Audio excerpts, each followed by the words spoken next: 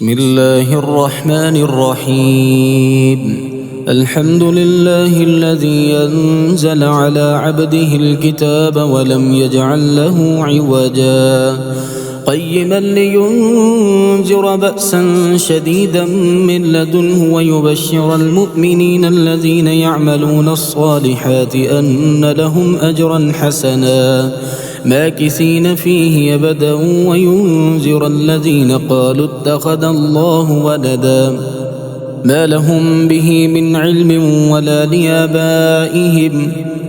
كبرت كلمة تخرج من أفواههم إن يقولون إلا كذبا فلعلك باخع نفسك على آثارهم إن لم يؤمنوا بهذا الحديث أسفا إنا جعلنا ما على الأرض زينة لها لنبلوهم أيهم أحسن عملا وإنا لجاعلون ما عليها صعيدا جرزا أم حسبت أن أصحاب الكهف والرقيم كانوا من آياتنا عجبا إذ أوى الفتية إلى الكهف فقالوا ربنا آتنا من لدنك رحمة وهيئ لنا من أمرنا رشدا فضربنا على آذانهم في الكهف سنين عددا ثم بعثناهم لنعلم أي الحزبين يحصى لما لبثوا أمدا نحن نقص عليك نبأهم بالحق إنهم فتية آمنوا بربهم وزدناهم هدى وربطنا على قلوبهم إذ قاموا فقالوا ربنا رب السماوات والأرض لن ندعو من دونه إلها لقد قلنا إذا شططا هؤلاء قوم اتخذوا من دونه آلهة لولا يأتون عليهم بسلطان بين فمن أظلم ممن افترى على الله كذبا وإذ اعتزلتموهم وما يعبدون إلا الله فأووا إلى الكهف ينشر لكم ربكم من رحمته ويهيئ لكم من أمركم مرفقا وترى الشمس إذا طلعت تزاور عن كهفهم ذات اليمين وإذا غربت تقرضهم ذات الشمال وهم في فجوة منه ذلك من آيات الله من يهد الله فهو المهتد ومن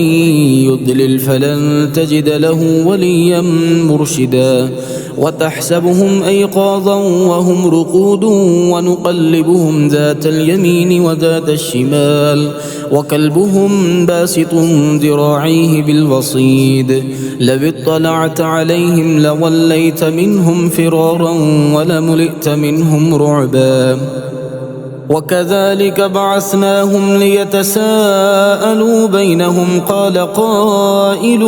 منهم كم لبثتم قالوا لبثنا يوما أو بعض يوم قالوا ربكم أعلم بما لبثتم فابعثوا أحدكم بورقكم هذه إلى المدينة فلينظر أيها أزكى طعاما فليأتكم برزق منه وليتلطف ولا يشعرن بكم أحدا إنهم إن يظهروا عليكم يرجموكم أو يعيدوكم في ملتهم ولن تفلحوا إذا أبدا وكذلك أعثرنا عليهم ليعلموا أن وعد الله حق وأن الساعة لا ريب فيها إذ يتنازعون بينهم أمرهم فقالوا ابنوا عليهم بنيانا ربهم أعلم بهم قال الذين غلبوا على أمرهم لنتخذن عليهم مسجدا سيقولون ثلاثة رابعهم كلبهم ويقولون خمسة سادسهم كلبهم رجما بالغيب ويقولون سبعة وثامنهم كلبهم قل ربي أعلم بعدتهم ما يعلمهم إلا قليل فلا تمار فيهم إلا مراء ظاهرا ولا تستفت فيهم منهم أحدا ولا تقولن لشيء إني فاعل ذلك غدا إلا أن يشاء الله واذكر ربك إذا نسيت فقل عسى أن يهديني ربي لأقرب من هذا رشدا ولبثوا في كهفهم 300 سنين وازدادوا 9 قل الله أعلم بما لبثوا له غيب السماوات والأرض أبصر به وأسمع ما لهم من دونه من ولي ولا يشرك في حكمه أحدا واتل ما أوحي إليك من كتاب ربك لا مبدل لكلماته ولن تجد من دونه ملتحدا واصبر نفسك مع الذين يدعون ربهم بالغداة والعشي يريدون وجهه ولا تعد عيناك عنهم تريد زينة الحياة الدنيا ولا تطع من أغفلنا قلبه عن ذكرنا واتبع هواه وكان أمره فرطا وقل الحق من ربكم فمن شاء فليؤمن ومن شاء فليكفر إنا أعتدنا للظالمين نارا أحاط بهم سرادقها وإن يستغيثوا يغاثوا بماء كالمهل يشوي الوجوه بئس الشراب وساءت مرتفقا إن الذين آمنوا وعملوا الصالحات إنا لا نضيع أجر من أحسن عملا أولئك لهم جنات عدن تجري من تحتهم الأنهار يحلون فيها من أساور من ذهب ويلبسون ثيابا خضرا من سندس واستبرق متكئين فيها على الأرائك نعم الثواب وحسنت مرتفقا واضرب لهم مثل الرجلين جعلنا لأحدهما جنتين من أعناب وحففناهما بنخل وجعلنا بينهما زرعا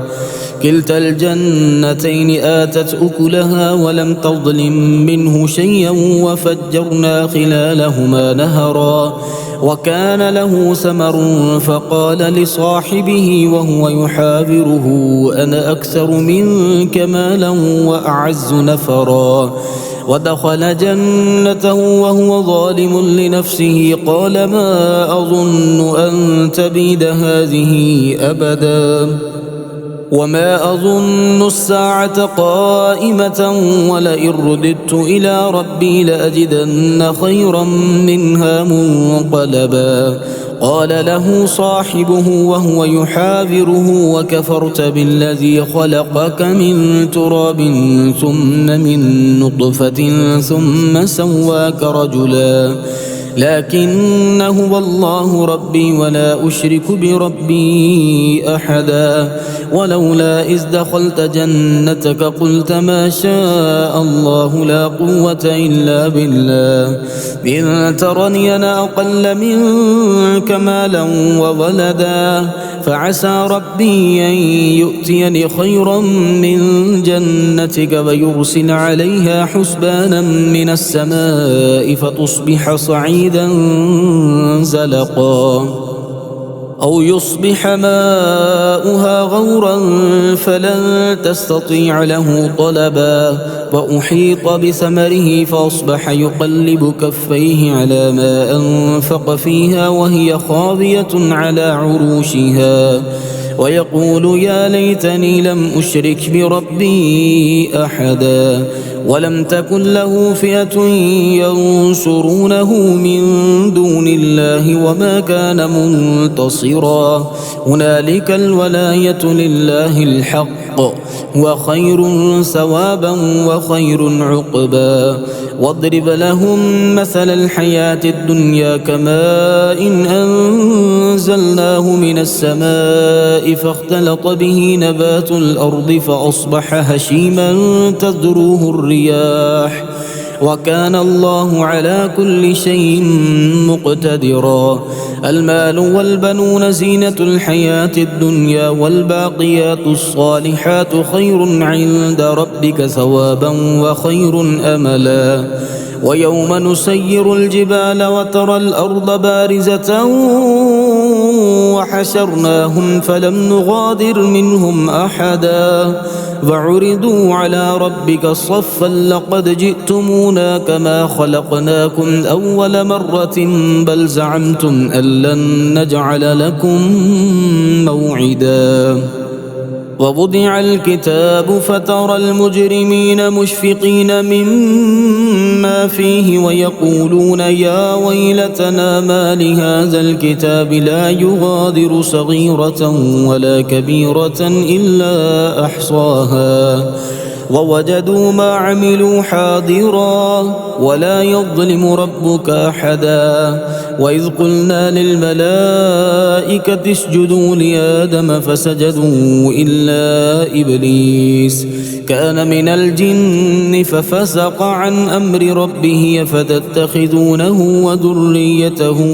أولياء من دوني وهم لكم عدو بئس للظالمين بدلا. ما أشهدتهم خلق السماوات والأرض ولا خلق أنفسهم وما كنت متخذ المضلين عضدا. ويوم يقول نادوا شركائي الذين زعمتم فدعوهم فلم يستجيبوا لهم وجعلنا بينهم موبقا. ورأى المجرمون النار فظنوا أنهم مواقعوها ولم يجدوا عنها مصرفا. ولقد صرفنا في هذا القرآن للناس من كل مثل وكان الإنسان أكثر شيء جدلا. وما منع الناس أن يؤمنوا إذ جاءهم الهدى ويستغفروا ربهم إلا أن تأتيهم سنة الأولين أو يأتيهم العذاب قبلا. وما نرسل المرسلين إلا مبشرين ومنذرين ويجادل الذين كفروا بالباطل ليدحضوا به الحق واتخذوا آياتي وما أنذروا هزوا. ومن أظلم ممن ذكر بآيات ربه فأعرض عنها ونسي ما قدمت يداه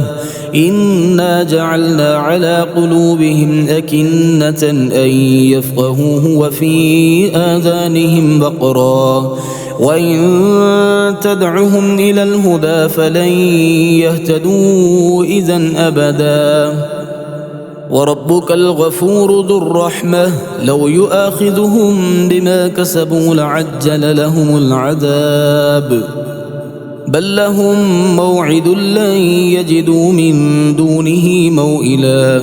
وتلك القرى أهلكناهم لما ظلموا وجعلنا لمهلكهم موعدا. وإذ قال موسى لفتاه لا أبرح حتى أبلغ مجمع البحرين أو أمضي حقبا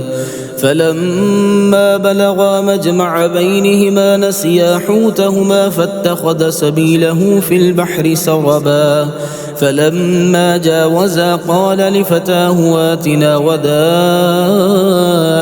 لقد لقينا من سفرنا هذا نصبا. قال أرأيت إذ أوينا إلى الصخرة فإني نسيت الحوت وما أنسانيه إلا الشيطان أن أذكره واتخذ سبيله في البحر عجبا. قال ذلك ما كنا نبغي فارتدا على آثارهما قصصا.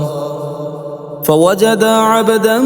من عبادنا آتيناه رحمة من عندنا وعلمناه من لدنا علما. قال له موسى هل أتبعك على أن تعلمني مما علمت رشدا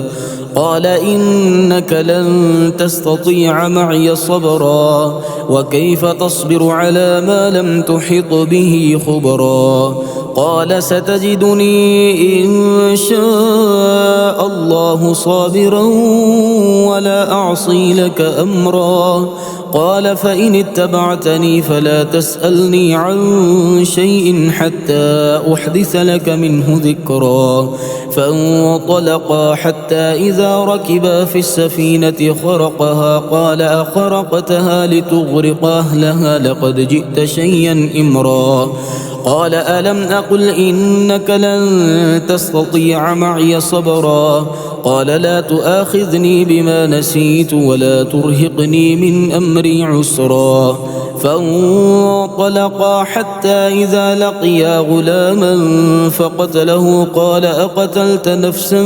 زكية بغير نفس لقد جئت شيئا نكرا قال ألم أقل لك إنك لن تستطيع معي صبرا قال إن سألتك عن شيء بعدها فلا تصاحبني قد بلغت من لدني عذرا فانطلقا حتى إذا أتيا أهل قرية استطعما أهلها فأبوا أن يضيفوهما فوجدا فيها جدارا يريد أن ينقض فأقامه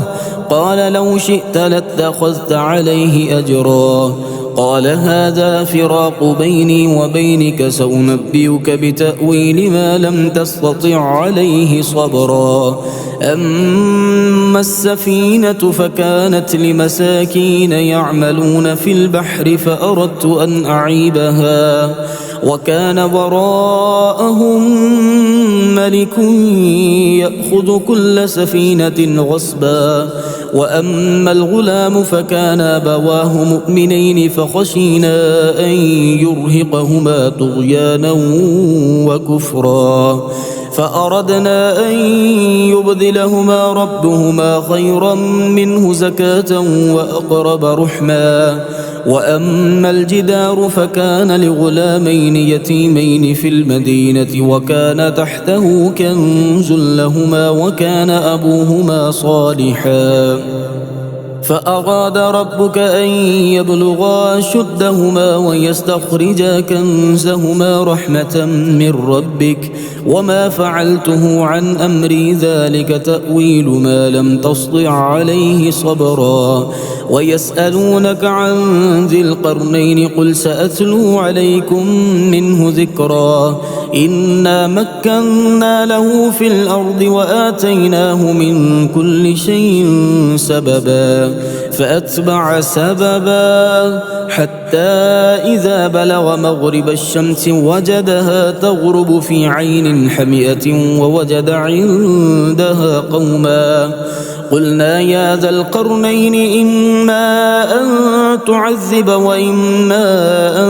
تتخذ فيهم حسنا قال أما من ظلم فسوف نعذبه ثم يرد إلى ربه فيعذبه عذابا نكرا وأما من آمن وعمل صالحا فله جزاء الحسنى وسنقول له من أمرنا يسرا ثم أتبع سببا حتى إذا بلغ مطلع الشمس وجدها تطلع على قوم لم نجعل لهم من دونها سترا كذلك وقد أحطنا بما لديه خبرا ثم أتبع سببا حتى إذا بلغ بين السدين وجد من دونهما قوما لا يكادون يفقهون قولا قالوا يا ذا القرنين إن يأجوج ومأجوج مفسدون في الأرض فهل نجعل لك خرجا على أن تجعل بيننا وبينهم سدا قال ما مكني فيه ربي خير فأعينوني بقوة أجعل بينكم وبينهم ردما آتوني زبر الحديد حتى إذا ساوى بين الصدفين قال انفخوا حتى إذا جعله نارا قال آتوني أفرغ عليه قطرا فما استطاعوا أن يظهروه وما استطاعوا له نقبا قال هذا رحمة من ربي فإذا جاء وعد ربي جعله دكا وكان وعد ربي حقا وتركنا بعدهم يومئذ يموج في بعض ونفخ في الصور فجمعناهم جمعا وعرضنا جهنم يومئذ للكافرين عرضا الذين كانت أعينهم في غطاء عن ذكري وكانوا لا يستطيعون سمعا أفحسب الذين كفروا أن يتخذوا عبادي من دوني أولياء إنا أعتدنا جهنم للكافرين نزلا قل هل ننبئكم بالأخسرين أعمالا الذين ضل سعيهم في الحياة الدنيا وهم يحسبون أنهم يحسنون صنعا أولئك الذين كفروا بآيات ربهم ولقائه فحبطت أعمالهم فلا نقيم لهم يوم القيامة وزنا ذلك جزاؤهم جهنم بما كفروا واتخذوا آياتي ورسلي هزوا إن الذين آمنوا وعملوا الصالحات كانت لهم جنات الفردوس نزلا خالدين فيها لا يبغون عنها حولا قل لو كان البحر مدادا لكلمات ربي لنفد البحر قبل أن تنفد كلمات ربي ولو جئنا بمثله مددا قل إنما أنا بشر مثلكم يوحى إلي أنما إلهكم إله واحد فمن